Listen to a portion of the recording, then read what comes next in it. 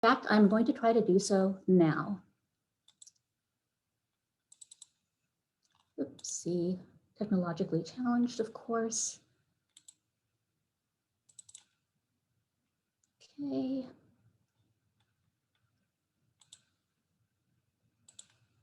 All right, hopefully everybody can see that and is not watching me. All right, and here we go. So many of Virgil's contemporary readers have not found the hero of his Aeneid to be a particularly riveting epic hero. His main characteristic, as you know, is that he is pious, a quality we are introduced to in the first lines of the poem.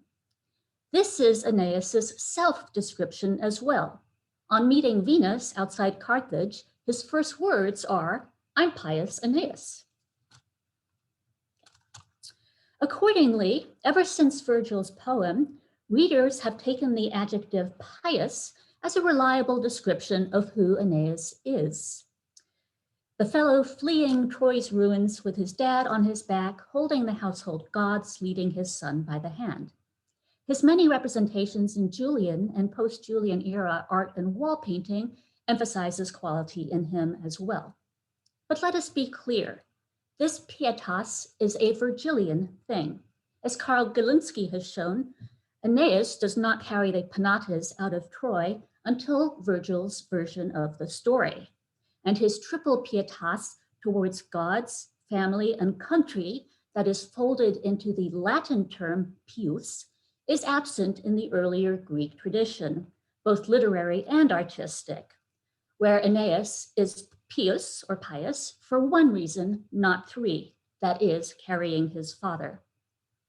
After Virgil, however, his piety towards the gods was such a defining characteristic that even though Virgil was no Christian, the Christian readers of the Middle Ages, such as Fulgentius and Bernard Silvestris, found in Aeneas a figure they could use as an allegory for a Christian everyman. Here is no cunning Odysseus spinning tales, but a painfully earnest fellow following the path set for him by God. In Virgil's epic, pietas drives everything, including Aeneas's decision to leave Dido in obedience to Jupiter's wishes. But how pious is pious Aeneas? If we take some pains to examine the books in which he is at his most Odyssean, that is, books 2 and 3, where he's telling Dido his story about the fall of Troy and his painful journey thence to Carthage, and book 4 also, in which he leaves her, I'd suggest that his piety has blinded us to asking some pointed questions. In fact, Aeneas starts to look uncomfortably like the sweet-tongued Odysseus, crafting his self-description and the tale of his travels to carefully please his audience and thereby get what he needs. But I won't start with the radical suggestion that Aeneas himself is a wily liar, since you may be rather reluctant to contemplate him as such after 2,000 years, well, not you guys individually, but the tradition, after 2,000 years of treating him like a dutiful hero. Instead, let's start with the Aeneid's most famous liar, the most famous fabricator of an autobiography designed to win over its audience. And that, of course, is Sinon. The story that the Greek refugee, Sinon, tells the Trojans in order to gain access to Troy and bring about its downfall is represented by Aeneas as completely false. Sinon, he tells Dido, was a nefarious liar by whom one might know the nature of all the lying Greeks, a strong nationalistic claim that seeks to hive off Greeks from Trojans, the former liars, the latter earnest truth-tellers. As you'll recall, Sinon betrays Troy to the Greeks by pretending to preamble the Trojans that Odysseus and Calchas selected him as a sacrificial victim in return for safe passage back to Greece. Sinon tells the Trojans that he escaped, becoming an exile from Greece who would never see his homeland again. The Trojans are beguiled by Sinon's promise that if they let the horse, the Trojan horse, into Troy, Troy will someday defeat the Greeks in Greece itself. So they duly trundle the wooden animal and its contents into the city. That night, Sinon unlocks the Greeks hidden within the horse's treacherous hollow, and after a dreadful struggle within the walls, flames consume the once great city. Only Aeneas and a number of others escaped to eventually stumble onto Dido's shore. Such is the tale Aeneas tells the Carthaginian queen. Aeneas then blames his suffering and the fall of Troy on Sinon's artful rhetoric. As he explicitly says, the Trojans were not used to seeing through such lies, such Greek art. They were tricked, partly because Sinon's tale was full of elements that seemed familiar to them. After all, if the Greeks were willing to sacrifice Iphigenia in return for favoring winds on the way out, might they not be willing to sacrifice Sinon for favoring winds on the way back? In addition, Sinon's self-described persona as it emerges from his story is an appealing one, redolent with all the values that would appeal to good Romans. The details of the narrative, how he loved his friend, how he hated Odysseus, how he swears by the gods that his story is true, how he loves his family, these details depict him as a man of consummate honesty, loyalty, religious feeling, and pietas. Sinon even puts up a show of reluctance to tell his story, which only prompts more desire for it. However, Sinon's story apparently did not exist before the Aeneid was written. This means that his story is art and invention in more ways than one. It is not only Sinon's story, his fictitious story, but also Virgil's fictitious story. The account of Sinon fleeing sacrifice to save his life would be news to its Roman audience because it is Virgil who first inserts this content into Sinon's mouth. Okay. Indeed, until Virgil's Aeneid, even Sinon's presence at the fall of Troy was only one option among several contradicting and conflicting versions of how Troy was lost, most of them not referencing a Sinon at all. Just to mention one example, the Odyssey, the ringleader Odysseus is inside the horse in that story, and the men seem able to let themselves out after the Trojans have dragged the Trojan horse into the city of their own accord. There is no Sinon. And even in those very few sources who mention his name, he never tells a story. So before Virgil, there's no account of the story, the verbal trick by which Sinon gains entrance to the city in the Aeneid. But why should Virgil make up such a story, and to what end? Actually, this is not the only new detail in this part of the Aeneid. The very fact that Dido and Aeneas meet and have a love affair seems to be original to Virgil as well. When Aeneas speaks to Dido about Sinon, his very narrative to her is the start of a love affair that is elsewhere unattested and what's more historically impossible.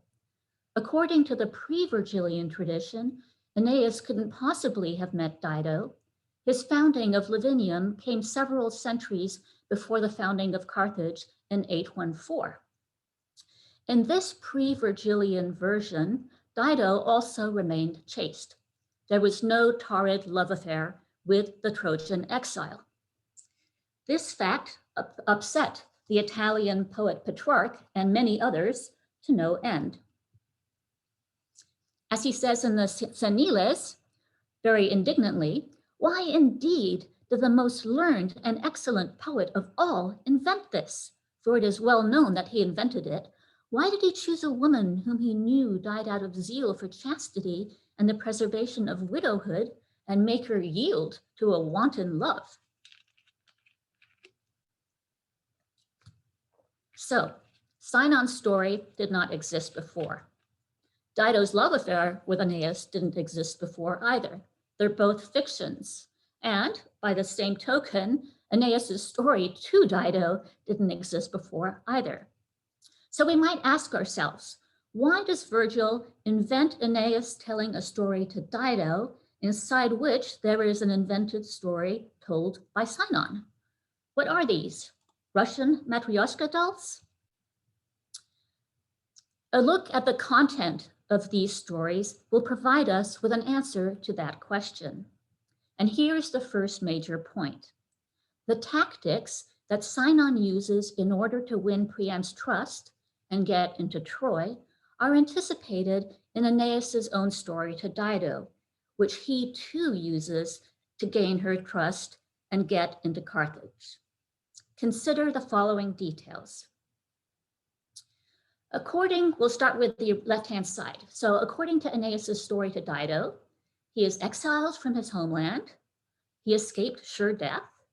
He doesn't really want to tell his story because it's too painful. He stumbled onto Carthage by accident. Of course, he knows the main actors of the Trojan War, and he hates Odysseus's guts. According to Sinon's story to the Trojans, he is exiled from his homeland, escaped sure death, doesn't want to tell his story, stumbled onto the Trojans by accident, which is a lie, knows the main actors of the Trojan War, and hates Odysseus, who was responsible for his fate.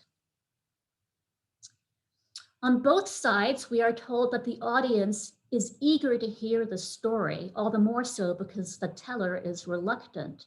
And the result of the story is, on both sides, that the refugee, whether Aeneas or Sinon, is welcomed to the new country and offered a new nationality.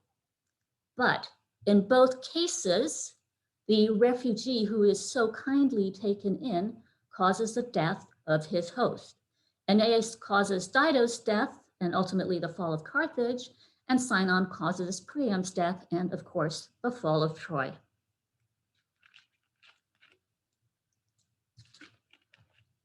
So if Sinon's story and his acceptance by the Trojans results directly in the death of Priam and the fall of Troy, that is certainly a disturbing parallel to the fact that Aeneas's story to Dido results in her death as well.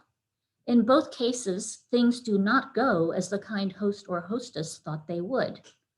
The ungrateful guest has other fish to fry, and the outcome is the death of that host and the destruction of a great city. Knowingly or not, Aeneas tells a story that leads to the suicide of his hostess and lover, Dido. As you know, upon his abandonment, she throws herself into the flames of her own funeral pyre. In that sense, if you'll excuse my language, Aeneas screws Dido as much as Sinon screws Troy. Both enter via a story and exit amid flames. So that's my first claim. Aeneas and Sinon both know how to tell a story that gets them accepted by another normally hostile nation.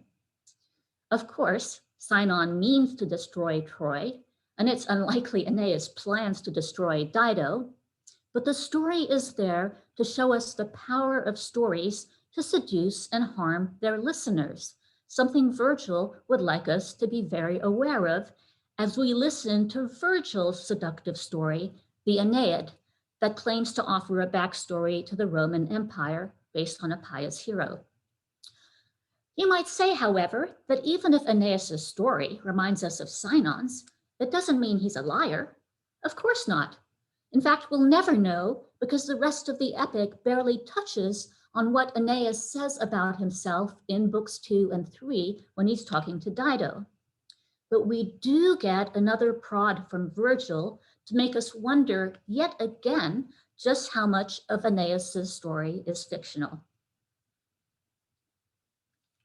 And this is that prod. Just after Aeneas lands in Carthage, but before he meets Dido, he bumps into his mother Venus, disguised as a young native huntress. "Where am I?" he asks her. Whoopsie, I forgot this slide, I'm sorry.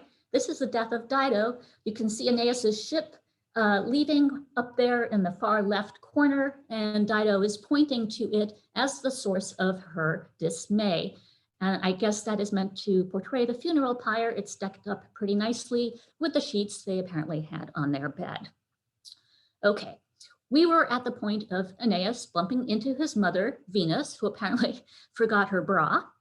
And he asks her, "Where am I?" And Venus, in return, gives him an outline of Dido's story of exile and flight from Tyre. She tells him that Dido's husband CCA-S was murdered by her brother Pygmalion, struck down at the altar. The killer was a king willing to treacherously kill his brother-in-law for material gain. The slaughtered CCA-S then appeared to Dido in a dream vision, showed her his wounds, and told her the truth, urging her to flee. She is shocked. She did not know he was dead, and of course she's in grief. She gathers some companions and follows his instructions, leaving her native land forever as an exile. And after brutal sufferings at sea, she finally made land. And now, despite the hostile neighbors all around her, she has founded a new city. All of these details about Dido apparently are news to Aeneas, and he has time to dwell on them as he makes his way on Venus' advice to Dido's palace. What will Aeneas do with this information he's just acquired? How is it related to how he will plead his case before the Punic queen? This is a matter of supreme importance, for there is good evidence that the Carthaginians, left to their own devices, would violently abuse the Trojan refugees. Even as Aeneas makes his way to the palace, the Carthaginians are trying to burn the Trojan ships that have landed on the coast. We know this from the words uttered by Aeneas's comrade Ilioneus to Queen Dido before Aeneas himself turns up. Ilioneus is lamenting the cruelty of the Carthaginians who won't let them land. And this is even though Jupiter himself has previously tried to make the Carthaginians kindly towards the Trojans and make sure that they would welcome them on their shores. Evidently, his efforts were not enough. However, when Aeneas turns up, he bewitches Dido by reproducing her unhappy experiences, as told to him by Venus, in many of the major plot turns of her own life. And then on, and even before, she shows herself willing to be kind to the Trojans. Aeneas starts his tale with his dream vision of the dead Hector, who appears to him punctured with bloody wounds to deliver tragic news. Troy has been undone by treachery, and to urge him to flee. In all of this, of course, Aeneas is repeating what Venus has told him about the murdered CCA-S as he appeared to Dido in her dream, told her of her brother's treachery, and urged her to flee. Our hero Aeneas rushes into the city where terrible things happen, including his uncle Priam's slaughter at the altar, the poor man as helpless as Dido's husband CCA-S when he was murdered at the altar. Then Aeneas goes on to say that while fleeing Troy, he lost his wife, Creusa, or in Dido's case, her husband, but he does manage to take with him not a weight of gold like Dido, but something equally valuable, the precious penates, the statues of the gods of Troy. Since then, he's crossed the sea, buffeted by storms, and now all he wants to do is found a new city for the Trojans who came with him. It's déjà vu all over again for Dido. Aeneas's focus on matching his life story to what he knows about Dido's has the desired effect of empathy, and Cupid comes along to make sure that love is there as well. In fact, Aeneas's imitation of Dido's life story even explains a fact that makes no sense otherwise and that has puzzled scholars of the poem as an apparent inconsistency. Aeneas claims to be astonished at Hector's wounds when Hector turns up in his dream. However, his vision of Hector is occurring well after Hector's death and mauling at Achilles' hands, both of which events Aeneas would be all too familiar with. However, CCA-S's wounds were unknown to Dido and did come as a surprise. So Aeneas's account of his surprise and his questioning of Hector as to how he came by his wounds seems expressly contrived to create a matching story. Never mind the gap between what he says now and what he must have known. At any rate, his self-ennobling story makes Dido feel compassion and love for him in combination with the planning of the two goddesses, Venus and Juno. And one might ask again, if the gods are already determined to make Dido fall in love with Aeneas, why does Virgil even bother to have Aeneas tell her such a story? Surely it's because the author aims for us to notice that Aeneas's recent history is a mimicry of Dido's, and that his tactics have resonances with Sinon's. So first we're invited by the deliberate inset of Sinon's false seductive narrative within Aeneas's seductive narrative to see the parallels between them and between their outcomes, empathy, welcome, destruction. Next, Aeneas's narrative is rendered doubly appealing by his imitation of what he's learned about Dido. In other words, there's an indelible suggestion here that Aeneas, like Sinon, could be a dissimulator of his identity, even as he portrays himself as the dupe of treachery. There's a hint that Aeneas might know how to seduce through narrative, cleverly bridging any gap there might be between his actual recent history, which we as readers cannot know, and Dido's. Perhaps one might object.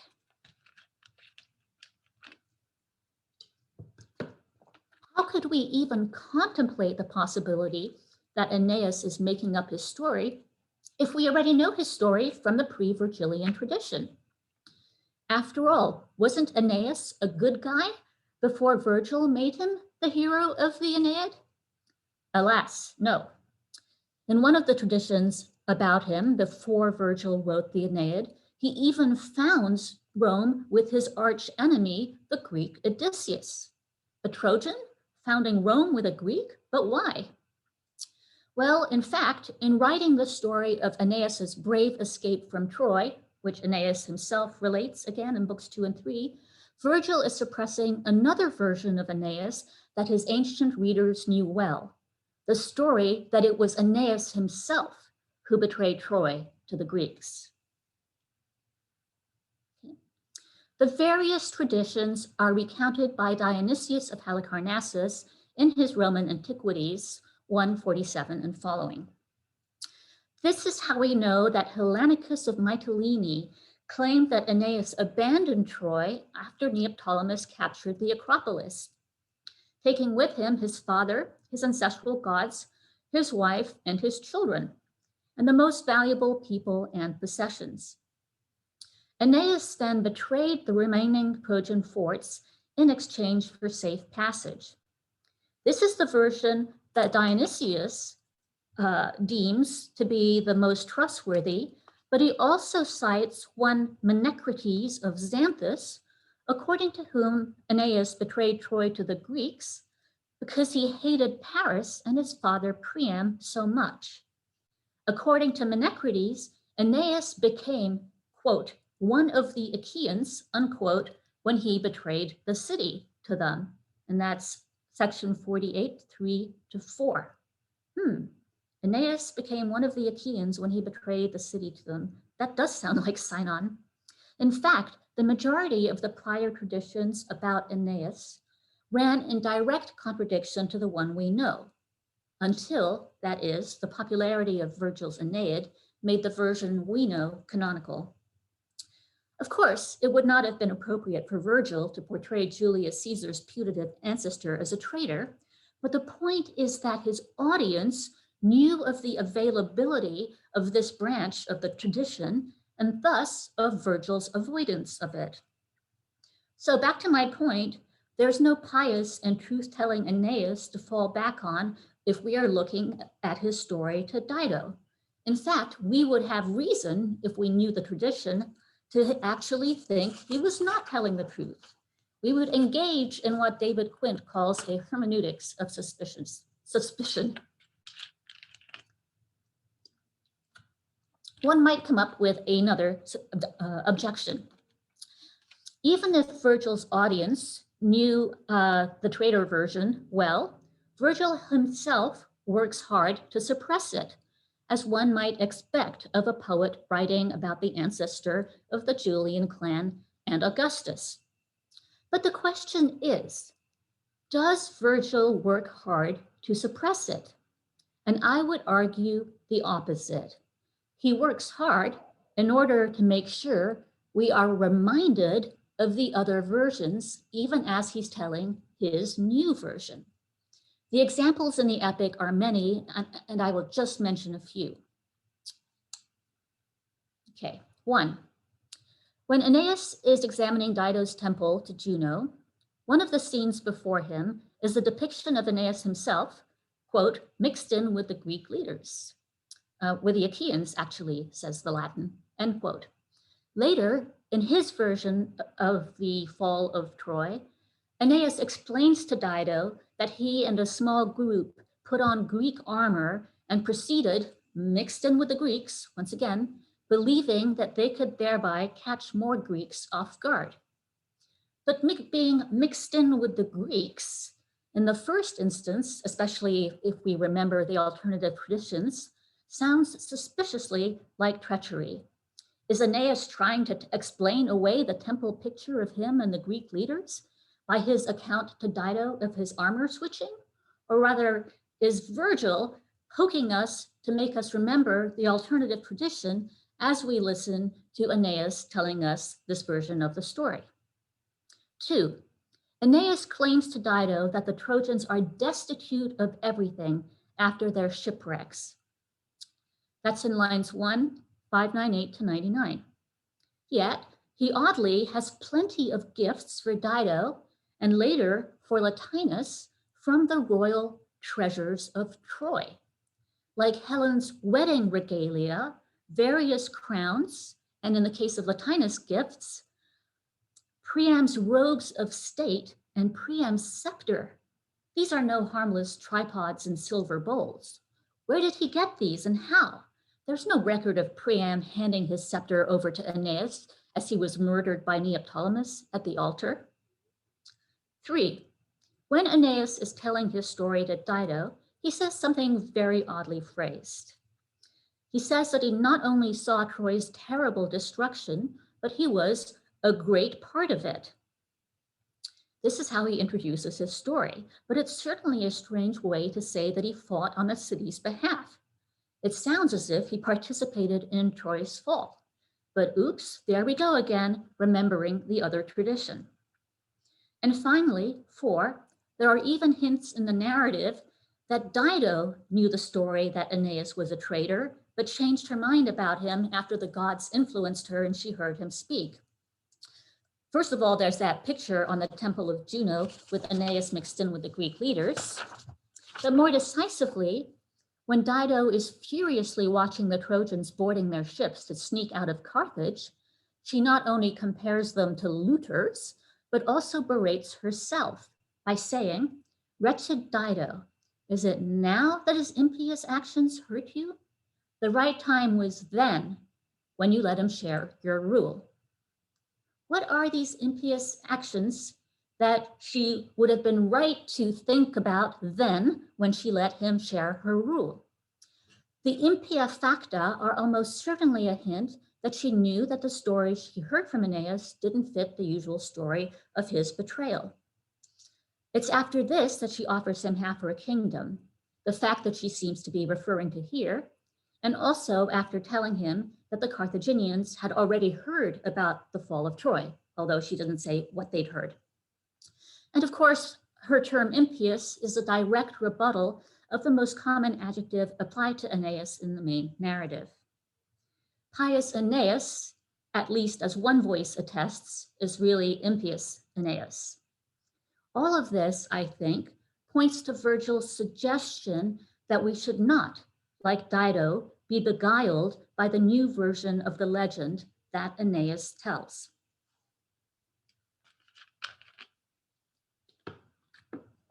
I will mention just one more corroborating point from the epic. It's the presence of the theme of lying. Aeneas, of course, is lying when we first see him, as he speaks encouraging words he does not believe in to his men, and he fakes hope on his face. This may seem pretty benign, but elsewhere in the epic, the verb dissimulare, to dissimulate, or its basic form simulare, tend to be rather uncomplimentary. For example, when the treacherous Pygmalion is lying to Dido about the death of CCA-S, he dissimulates and mocks his lover with vain hope. Strikingly, this is also how Dido characterizes Aeneas after he tries to sneak away from Carthage. Figuring out his deceit, she accuses him precisely of being a dissimulator, using that precise word. And her accusation is not without cause, for Aeneas has already told his men to do precisely that. He told them to fit out the fleet without a word and gather their comrades on the shore, prepare the rigging, and conceal, dissimulant, the reason for these new plans. Other dissimulators are likewise morally dubious, like Amor sitting in Dido's lap, pretending to be Ascanius, or Juno concealing her desire to keep Aeneas from Italy. Virgil thus seems to insist over and over again on the fact that Aeneas, like Sinon, is skilled at fiction, at pretending. It's a nice twist that our first view of both of them shows them dissimulating. Sinon pretends to be wretched, and Aeneas pretends not to be wretched. What are we to make of all this? Before I conclude, let me anticipate an objection to my claim that Virgil wants us to see books 2 to 3 as an Odyssean fiction, but one with political ramifications. And of course, those political ramifications are the fact that Aeneas's compelling story grants him safety in Carthage, which lets him survive to go on and found Rome, or be the proto-founder of Rome. Here's the objection. We see Aeneas telling his story to Dido in front of his own men, who have actually turned up in her palace before him. Surely they would contradict him if he was making things up or putting undue stress on some events while gliding over others. However, the Trojans who hear the story are merely selected envoys from the 7 ships, not Aeneas's boon companions, and their names are not mentioned in Aeneas's account of the fighting for Troy. We have no way of knowing if anyone from the ragtag group that assembles outside the ruins of Troy and then joins Aeneas was actually there during the particular events at Troy that Aeneas mentions. For example, when Sinon told his lying story, or when Aeneas saw Priam slaughtered in his own palace, or when Aeneas put on Greek armor with a few other Trojans. The men Aeneas says were with him then were Ripheus, Epitus, Hippanis, Dimas, Coroebus, Iphitus, and Peleus. Of these 7, we are shown the explicit deaths of 4 in the fighting for Troy, and of the rest, we're told by Virgil that they've thrown their ravaged bodies off the roof or fallen into flames. Book 2, lines 565 to 66. So much for the witnesses. Let me conclude with a question. Sinon's fiction is embedded in Aeneas's fiction. In what is Aeneas's fiction, if such it is, embedded? And here, of course, we must return to the question of the Russian doll effect. If Virgil has deliberately created a repeating structure of fictitious stories, one nested within the other, then perhaps we are expected to extrapolate out to the next level, which is the epic poem, the Aeneid itself. And as if to confirm this, Virgil deploys the term Wates, a soothsayer/poet, throughout the epic, not only to refer to himself, but specifically to refer to the producers of false narratives, such as the prophet Calchas and the soothsayers from whom Dido seeks counseling in Book 4. Virgil also suggests that Aeneas himself is such a Wates, soothsayer poet, by using the particular verb kanebat, he sang, at the end of Aeneas's story in Book 4. Just as Virgil sings his story, Arma virumque cano, so does Aeneas. And when Virgil exclaims, "Alas for the ignorant minds of prophets," he is, in context, lamenting the fact that singers of tales cannot in fact see the future, despite his own depiction of a glorious Rome in Book 6. The implication of all this is that Virgil the Wates is no different from the other dubious poet bards in his own poem. He's telling us a fictional story, in this case, a story of the future foundation of Rome by a putative ancestor of Augustus. Virgil has used the Sinon model programmatically to underscore the danger of reading the Aeneid as propagandistic etiology, rather than as a warning about the dangers of such political storytelling. At the outermost frame of the inset stories, the Aeneid thus establishes itself as a problematic fiction by its own contents, and of course, by its most famous moment, Aeneas's exit from the underworld through the gates of ivory, the gates of false dreams, at the end of Book 6, right after his father Anchises has shown him Rome's glorious future. It has always amazed me that this bold gesture on Virgil's part has been glided over in the scholarship rather than given its full extraordinary value. And yet, why should we care if Virgil tells us his epic is a fiction? Isn't that obviously the case? Yes, it is. But the problem is that legends and genealogies described in this poem establish an etiology of a family in power, linking Julius Caesar back to Aeneas' son, Iulus, and the first founders of Rome. We know the Aeneid was taught in the schoolroom starting shortly after Virgil's death. While from our point of view, of course, the epic became a classic that shaped views of civilization and empire in Europe and the United States. The association of the Julian clan with the legend of Venus' son, Aeneas, only had a short history in 19 BCE, but it was given authority precisely through this epic. In this context, Virgil's emphasis on fiction is significant. We've seen that in winning credibility by appealing to their audience and being taken as truth rather than fiction, the inset stories of the Aeneid destroy their audience. Sinon's story is a Trojan horse, so to speak. Aeneas' story is a Trojan horse. What then is Virgil's story? What would be at stake if we considered how that could be conceived of as a Trojan horse? I think that once we formulate the question, it's hard not to see why the Aeneid is, in fact, a Trojan horse. Everything about it that is grand and epic, everything that celebrates Augustan propaganda and the victory at Actium, everything that provides a teleological explanation of how the Trojans became Romans, these are the contents of Virgil's Trojan horse. There is a reason why Virgil relentlessly reminds us of traditions suppressed, stories altered in order to portray their protagonists heroically, and narrators who must be taken with a grain or perhaps a shakerful of salt. This is how the Aeneid announces that it is not a history of the Julian family and the foundation of Rome, and that the Romans should not confuse self-serving myths with truth, or believe in the divine origins of a new empire, or believe that it was the manifest destiny of the Trojans to move west and found Rome. There have been parallels to such myths in our own time. Just consider the dubious belief in manifest destiny in the US in the mid-19th century, a justification to move west and take land that was said to be backed by divine will. And even the earliest settlers in the US looked back to the Aeneid in talking about their mission.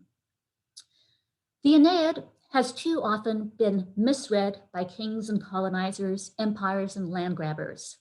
It is not an epic that justifies colonizing indigenous peoples as the Trojans do to the Italians, nor is it an epic that props up empire, pace Mussolini, who fancied himself a second Aeneas.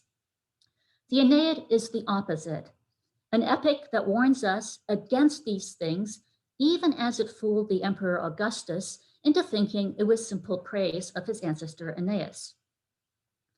Roland Barthes once commented that what we must guard against is not so much ideology as the way in which ideology masks and conceals itself. For Virgil, there would be no such masking, only unmasking via skillful gestures towards other traditions and other fictions that end up suggesting that Aeneas himself is a political Trojan horse. Thank you.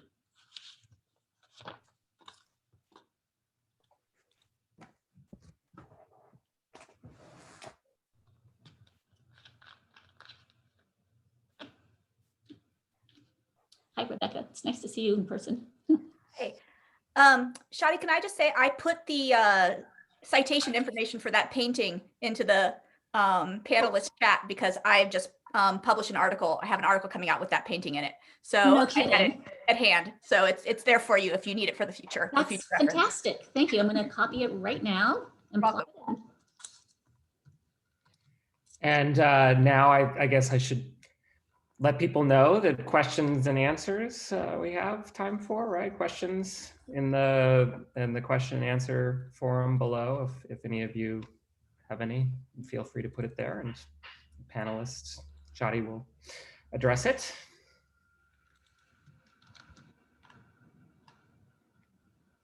Sometimes it takes a little time. Yeah, people have to type. But I'd be very surprised if everybody was persuaded. So I'm hoping to hear some good contradictions.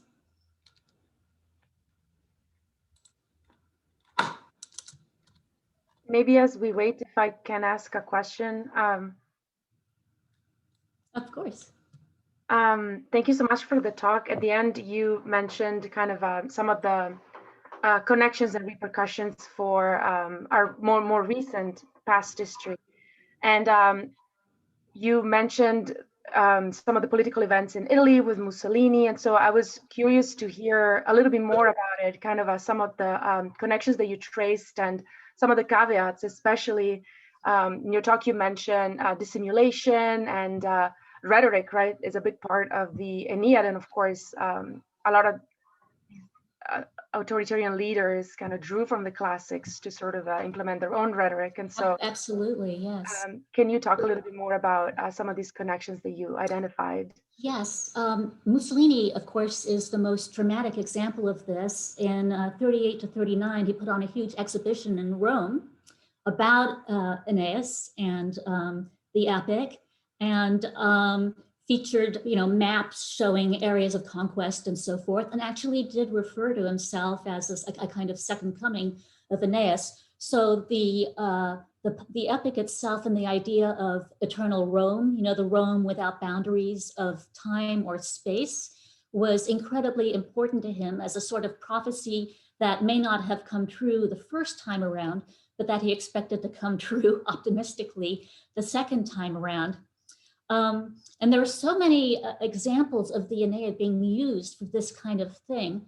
So, for example, when Charlemagne was crowned, he was given the title of King of the Holy Roman Empire, and that Holy Roman Empire itself was connected back to Rome and the foundation of Rome, eventually by Aeneas's ancestors.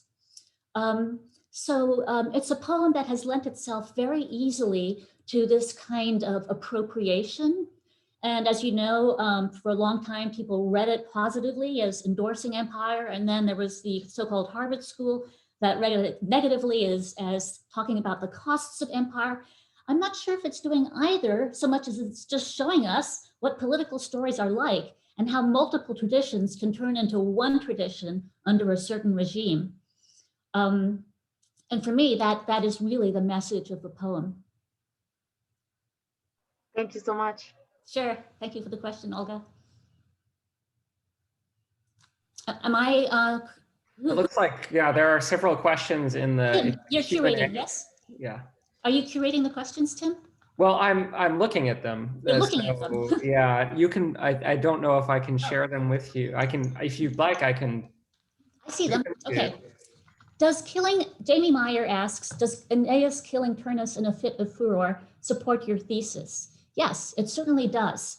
Especially the fact that the killing of Turnus uses the same verb as the founding of Rome, which is the verb condo, which means to sink something into something else. It could be plopping a city down on soil, or it can be driving a sword into somebody's torso. So there's this horrible echo at the beginning and the end of the epic that refer us back to a more violent Aeneas, one who's not quite so pious, one who doesn't listen to his father's injunction to spare the conquered. Gosh, I was going to say something else. Oh, and I've often thought that this sudden peak at the fact that Aeneas can be brutal and rageful is kind of a hint back at the fact that before Octavian became Augustus, he was known as Octavian the Butcher for his violence in the Civil War. And that too was covered over later by the Res Gestae, in which Augustus is nothing but pious. So Rosalba Ciampi asks, is there any evidence that the Aeneid was read this way in antiquity or later? Yes, it's a kind of negative evidence. If you go through Servius's commentary on the Aeneid, he picks up on all the places where Virgil seems to be referring to the alternative tradition, and he gets very upset and he says, although you might think that Virgil is referring to this, he actually is not referring to this. He goes to great pains to assure the reader that anytime they're reminded of those negative traditions, they are making a mistake, which I think says a lot, right, about what Servius was seeing. Preston Bannard asks, what do earlier traditions say about what happened to Creusa? And how may that compare with the story that Virgil has Aeneas tell? Yes, Aeneas tells Creusa to walk at a distance far behind him, which doesn't have an explanation. And then at the end, when she's gone, presumably dead, he says, oh, I forgot to look back. And this is a great echo of Orpheus loving his wife so much that he looked back as he was leading her out of hell and lost her. Aeneas loves his wife so much, him, that he doesn't look back and loses her. But what do earlier traditions say about Creusa? To tell you the truth, I don't know, because none of the earlier traditions I've read about mention her. She could, as far as I know, be a Virgilian invention, just created for the sake of getting killed. If anybody knows otherwise, please let me know. Jacqueline Carlon says that she thinks this is persuasive, which is great. Do you think that we can say that Virgil is more directly attacking the manipulation of narrative by Augustus? That is, Augustus dealing with any potential opposition by telling a selective story about himself and his own propaganda? Yes, I do. I think the Aeneid is a sort of preemptive warning about the Res Gestae and its claims to piety, clementia, and all that stuff. Augustus's reign was so long that by the end of it, people seem to have largely forgotten about Octavian the Butcher. And, we all know about the Pax Augusta and all these good things. Very few of us remember Octavian's behavior at Perugia or the other instances of his supposed brutality that Suetonius and Dio Cassius talk about. So Virgil is teaching us how to read Augustan propaganda as a story that is selected from many stories and that is meant to, on the bright side, create a nation, but on the negative side, mess with people's memories. Oh, and when everybody asks, why did Virgil want his poem burnt when he was on his deathbed? I always think the answer is because he realized he hadn't made his hedging clear enough, and that for 2,000 years, people would read the Aeneid as, in fact, they have read it for 2,000 years. Poor Virgil. Jody Valentine says, I'm curious about the fact that so many from Augustus forward have read the Aeneid as pro-empire. Do you think that there's been an epic misunderstanding of the poem, and so it has had the opposite of its intended effect? Yes, I think there has been an epic misunderstanding of the poem. In the Middle Ages, the Aeneas as traitor tradition came back and was very popular, but that tradition was all but forgotten, I think, by the 19th century. And when I studied the Aeneid in school, both as an undergrad and a graduate student, nobody told me anything about how this was a new tradition crafted in the face of many negative traditions. Virgil, I think, hoped his readers would know that, but many, many years later, many of us have forgotten that. Alexis Whalen Muse says thank you and asks if I've given any thought to how my narrative framework extends to representations of visual media in the Aeneid, qua Augustus' imperial building campaign, or the Forum of Augustus. That is a great question. And instead of answering it, I'm going to refer you to Nandini Pandey's new book, which is all about the art and propaganda, especially as it relates to written narratives by Virgil, by Ovid, and others in Augustan Rome. It's a fantastic book, and it answers your question in great detail. So that's my getting out of that one. Mark Sugars asks, do the Trojans really colonize Italy? Isn't there a compromise between Jupiter and Juno, whereby the Trojans get to establish themselves in Italy, but they are absorbed into the local population and culture? Yes, that of course is true, and it's an excellent point. But it's also itself a problematic point, because what Virgil promises Venus in his long speech in Book 1 is very different from the compromise he makes with Juno in Book 12, which suggests that even Jupiter, who should be a source of authoritative speaking, right? He speaks fatum. Even Jupiter just changes his story depending on who he's speaking to in order to persuade, right? So yes, that's a really good point. And we also, it's a problematic point, but I think it's well said. I should bring in the fact that the intended colonization goes awry when the Trojans are subsumed under the Italians. Thank you. Do you think the idea, this is Jamie Meyer again, do you think the idea that pietas is elusive even to a hero is a redeeming quality, despite it not being complete? No, I don't think it's a redeeming quality. The guy goes around saying, I'm pious Aeneas. And there's so much he does that's impious. He lies to Dido, right? He blatantly lies to her. Even the text says dissimulare.